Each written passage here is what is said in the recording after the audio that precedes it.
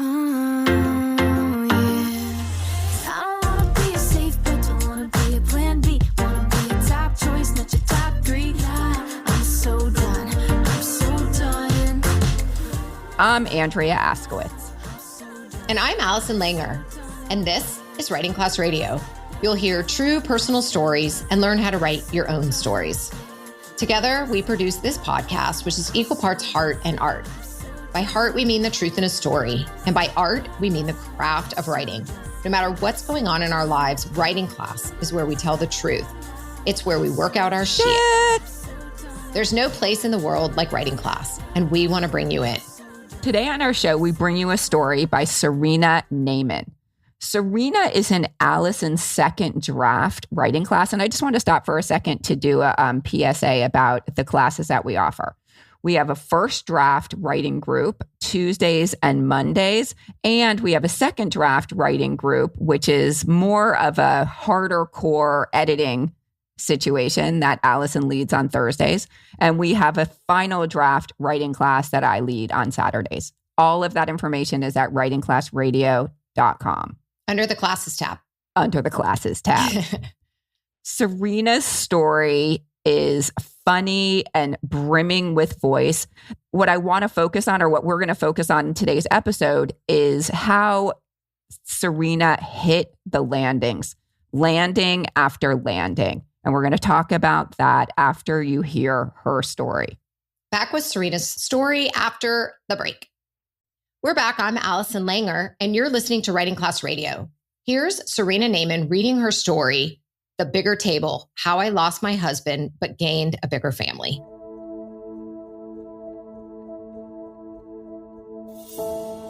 My husband told me he had something he wanted to tell me after dinner. Why can't you just tell me now? I asked. Because I just want to wait, he said. I had a bad feeling about this. So what is it? I asked the minute the table was cleared. Here's the thing, he said, and then he let a few beats pass without talking. I could tell he was nervous. I need for you to know that I have never been exclusively heterosexual. I need to be able to explore that part of me more. What do you mean? I asked him. I felt like I was going to throw up. I couldn't believe what I was hearing. My husband and I were in our mid-30s. It was 1990. We had been together for almost 14 years. I thought we had a great marriage. We talked and laughed and traveled, sharing a love of music and books and food and nature. He was a great dad to our daughters, who were 2 and 5.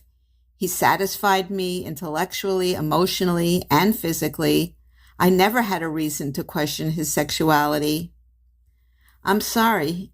I never had the courage to tell you this before, he said.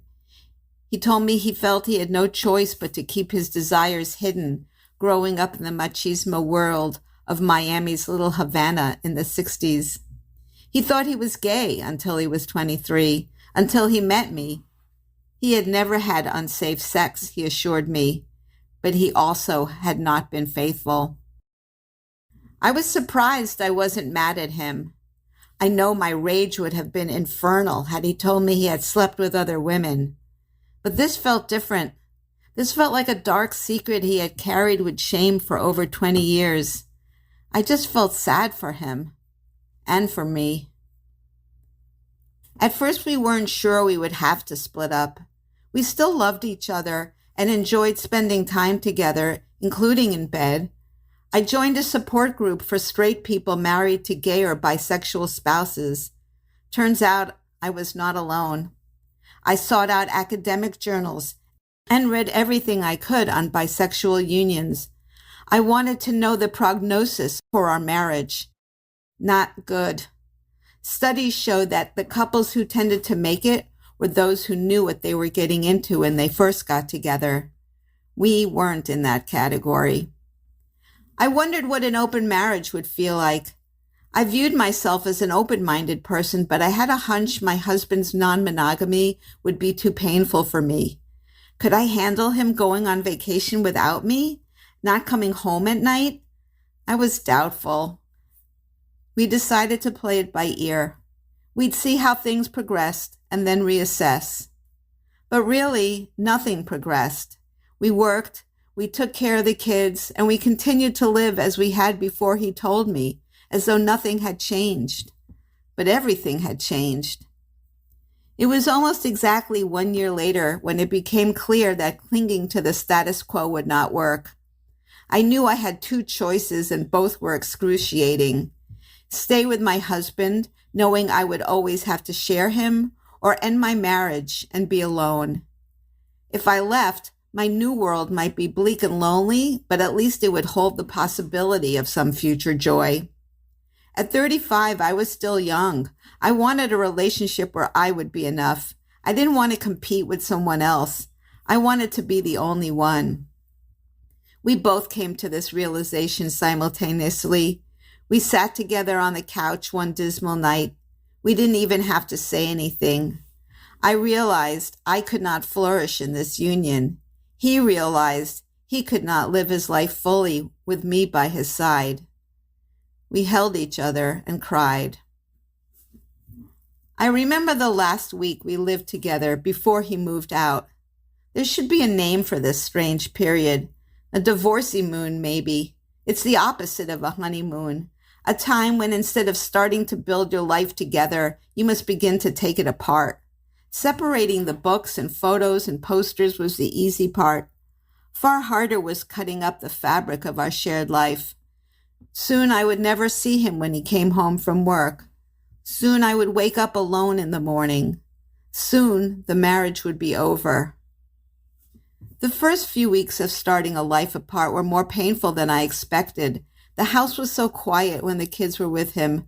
I was always happy when they came back. I felt like I had not understood true loneliness until then.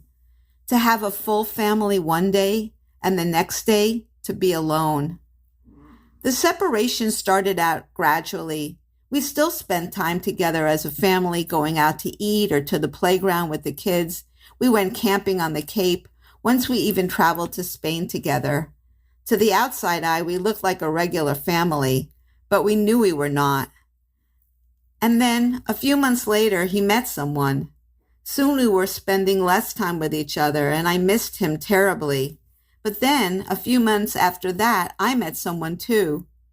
We had now become two families. The years passed. Relationships came and went for both of us. We rarely met each other's love interest. They rarely joined us at our shared meals. They didn't feel like family. But then, my ex met his big love, and 2 years later, so did I.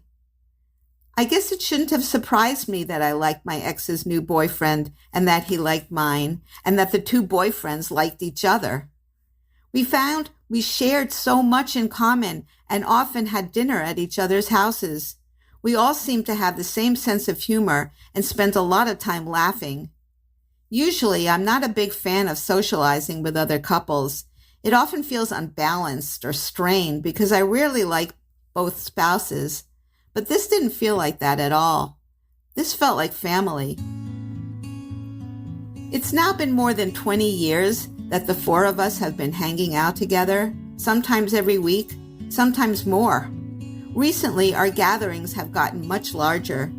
I've picked up a stepdaughter along the way, so now we are often joined by our 3 daughters, 3 of their spouses, and 3 little grandkids. Last year, I had to buy a bigger table and 4 sets of benches.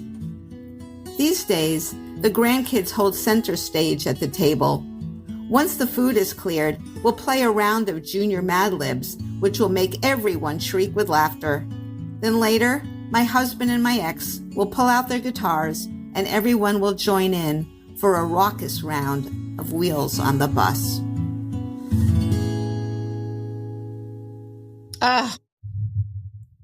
Yeah, I love this so much. So I first heard this in second draft because Serena's in my second draft group and she read it and I was just like, oh my God, the divorcee moon. Yeah. The best. Yeah, there's so much. But I just want to point out one thing before we get started. This narrator is an expert at landing the paragraphs on the best sentence. Like, Yeah. Oh, yeah. Okay. Everything. Let's see. I could go through it, but I just want to say I never had a reason to question his sexuality. I just felt sad for him and for me. We weren't in this category. But everything had changed. I wanted to be the only one. We held each other and cried. Soon the marriage would be over. To have a full family one day and the next to be alone. We looked like a regular family, but knew we were not. We have now become two families. Are those the last sentences of a bunch of paragraphs? Because that is... Yes. Yeah. Wow. What you just did, reading those like that. Yeah. Damn it. Landings. Wow. Good job, Sarena. Her voice is so great too. Don't you love it? Mm-hmm. The way she reads even is good. Like it just keeps you hooked and you're just dying to know everything. What do you think? There were 2 times that I got chills. And one was that last line where she was sad for him and for me. That just, oh my God. When I heard that, I felt her. Like I felt her compassion and her love for him. And I really got a sense of who she is as a character. Like rather than like, I don't know, it just said everything. It really did. It was like she's super kind and understanding. There was another time that I got, but everything had changed. God. Yeah. I didn't realize it was the landings, but oh my God, I'm so excited about that because that for when you're writing a story meant to be told out loud, the last lines matter. The landings of each sentence, the landings of each paragraph, and the last line. And the last line really did pull me in too. The wheels on the bus. So her ex and her current husband are pulling out their guitars. Like, that's so cool. Like, they're so similar. I loved seeing that in action. I have a question for you because when I had read this, when she first submitted it, Yep. I thought it could end with this felt like family. But she really wanted to keep going with the last 2 paragraphs because in her mind, it was family, but she wanted to show, I think she was adamant about keeping them. And I was wondering what your thoughts were and why you think she wanted that. The line, this felt like family, did hit me. And I questioned it right now in my mind. And I didn't question anything else in this story. Seriously, I was like, well, sometimes family isn't this good. And also, like, this felt like family sounds a little cliche. It's not the full picture. Her family picture is different. And so I'm proud of her for pushing back because she did show us all these 3 grandkids, 3 daughters, the games they play, the guitars, and the wheels on the bus. So, yeah, I'm on her team. Yay! I'm on her team too. We don't like it when the writers push back, but good work on that one, Sarena, for pushing back on Allison. Yeah, really good. Yeah, no, 100%. And I think sometimes when you know something in your heart and you feel it, it's worth explaining why. And I mean, she didn't even really I think she maybe did explain because she's so polite and sweet and awesome and wonderful. She was like, well, this is why I don't know. And I love that you and I both get to read things and have our opinions and discuss, because sometimes with only one editor, you're only getting one opinion. But in our case, you get to read it. And I didn't tell you that. It came to you fresh. Well, for our listeners, I want to explain that there's a 2-part editing process for every story that you hear on this podcast. So Allison worked with Sarena first, and then I did. And it wasn't a lot. God, no. I barely did anything. I just asked like a couple questions, and then you came in and asked a couple questions. Mm-hmm. And that was it. Yeah, exactly. This is such a beautiful story. I want to just say this last thing about that landing, because now we're talking about landings. And I think I learned this from Joyce Maynard, one of the writing teachers that I've taken many classes with and I admire. And she has this idea that if you can land on a scene that explains where you are now, like I'm walking into the sunset. And that's actually what this is. This is a walking into the sunset scene. It shows what she meant by family. Yeah. I mean, the story itself is also pretty amazing. I know that we're not necessarily talking about that. We're talking about the writing, but also the story does matter. And I cared about this story. It was slightly different from some of the ones, oh, my spouse decided he was gay, now I hate his guts. I mean, this was a beautiful story of real love and the wrenching of love to make it work, even if it wasn't ideal. And for a long time in many, many different phases in this story, we know that it's not working. She was so lonely. Mm-hmm. And then at first when he left and she had not understood true loneliness before her house was quiet, oh my God, I really felt that. And then again, when her ex found his partner before she found hers, another very, very sad, lonely moment. But so this is a really interesting case of perspective. They've been hanging out now for 20 years. So she's telling us the long story. And so we know that it's like happily ever after because she's been through it. I love the part where she says she had a choice, because don't we all have choices? I felt that was very universal, even if you're not in the situation. There's always a choice. You want to just revel in your misery? Do you want to be hateful? Or do you want to choose a path that's better for everyone involved? Like, yeah, feel the loneliness, feel the grief, feel the pain, and then look at it with a different perspective. And I just thought that was very hopeful. Well, she didn't say that her choice was, I have a choice to be pissed or understanding. That wasn't her choice. Her choice was to stay and share or be alone. Yeah. And I thought that it's true that she had choices, emotional choices that she made. But instead of telling us that, like I was saying before, like I'm such a lovely, great, understanding person, she showed it. And then she told us about those choices. And she made, God damn, did she make the hard choice? Yeah. Who wants to choose to be alone? Fuck. Mm-hmm. But then look what happened. Yeah, she had to go through it to get to where she is now with this awesome relationship, you know? And so did her husband. Like, he had to be brave and stand up and say, I love you, but no. Yeah. Everybody's courageous here. Oh, I just love them. That's so good. Thank you for sharing this story with us. I find it so important. It's really, really, sharing stories is so important. Yes, it is. Thank you, Sarena, for sharing your story. And thank you for listening.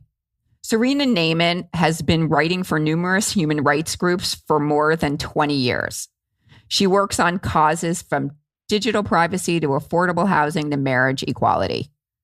She's been published in Cabin Life and Peace Voice.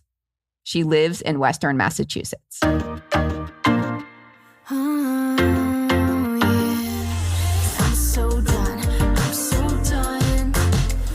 Writing Class Radio is hosted by me, Allison Langer. And me, Andrea Askowitz. Audio production by Matt Cundill, Evan Surminski, and Aiden Glassey at the Sound Off Media Company.